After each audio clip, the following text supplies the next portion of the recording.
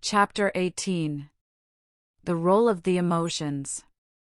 The average person greatly underestimates the part played by the emotional nature in the mental activities of the individual. He is inclined to the opinion that, with the exception of the occasional manifestation of some strong emotional feeling, the majority of persons go through life using only the reasoning and reflective faculties in deciding the problems of life and guiding the mental course of action. There can be no greater mistake concerning the mental activities. So far from being subordinate to the intellect, the emotional nature in the majority of cases dominates the reasoning faculties. There are but very few persons who are able to detach themselves, even in a small degree, from the feelings, and to decide questions cold-bloodedly by pure reason or intellectual effort. Moreover, there are but few persons whose wills are guided by pure reason. The feelings supply the motive for the majority of acts of will. The intellect, even when used, is generally employed to better carry out the dictates of feeling and desire. Much of our reasoning is performed in order to justify our feelings, or to find proofs for the position dictated by our desires, feelings, sympathies, prejudices, or sentiments. It has been said that men seek not reasons but excuses for their actions. Moreover, in the elementary processes of the intellect, the emotions play an important part. We have seen that attention largely follows interest, and interest results from feeling.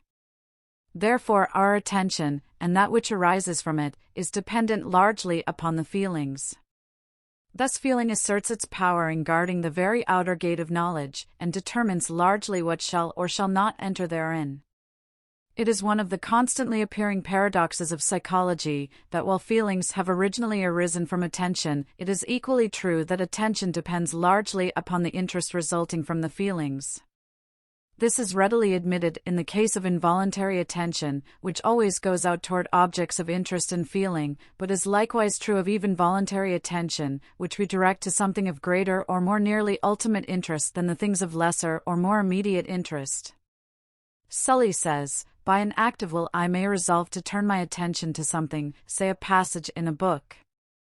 But if, after the preliminary process of adjustment of the mental eye, the object opens up no interesting phase, all the willing in the world will not produce a calm, settled state of concentration. The will introduces mind and object, it cannot force an attachment between them. No compulsion of attention ever succeeded in making a young child cordially embrace an appropriate, by an act of concentration, an unsuitable and therefore uninteresting object. We thus see that even voluntary interest is not removed from the sway of interest. What the will does is to determine the kind of interest that shall prevail at the moment. Again, we may see that memory is largely dependent upon interest in recording and recalling its impressions. We remember and recall most easily that which most greatly interests us. In proportion to the lack of interest in a thing do we find difficulty in remembering or recalling it. This is equally true of the imagination, for it refuses to dwell upon that which is not interesting. Even in the reasoning processes we find the will balking at uninteresting subjects, but galloping along, pushing before it the rolling chair of interesting intellectual application. Our judgments are affected by our feelings. It is much easier to approve of the actions of some person we like, or whose views accord with our own, than of an individual whose personality and views are distasteful to us. It is very difficult to prevent prejudice, for or against, from influencing our judgments.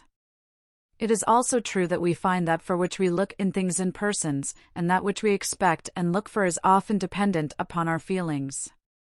If we dislike a person or thing, we are usually able to perceive no end of undesirable things in him or it, while if we are favorably inclined we easily find many admirable qualities in the same person or thing. A little change in our feeling often results in the formation of an entirely new set of judgments regarding a person or thing. Halleck well says, "On the one hand, the emotions are favorable to intellectual action, since they supply the interest one feels in study. One may feel intensely concerning a certain subject and be all the better student.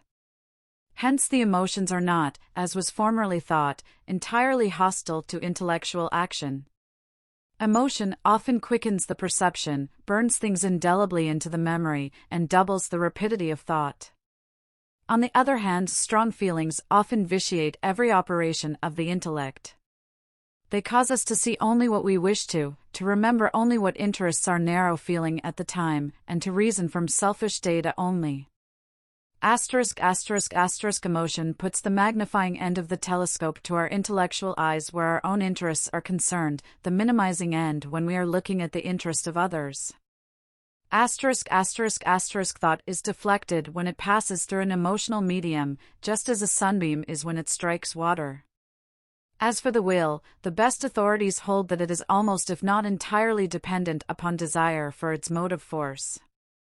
As desire is an outgrowth and development of feeling and emotion, it is seen that even the will depends upon feeling for its inciting motives and its direction.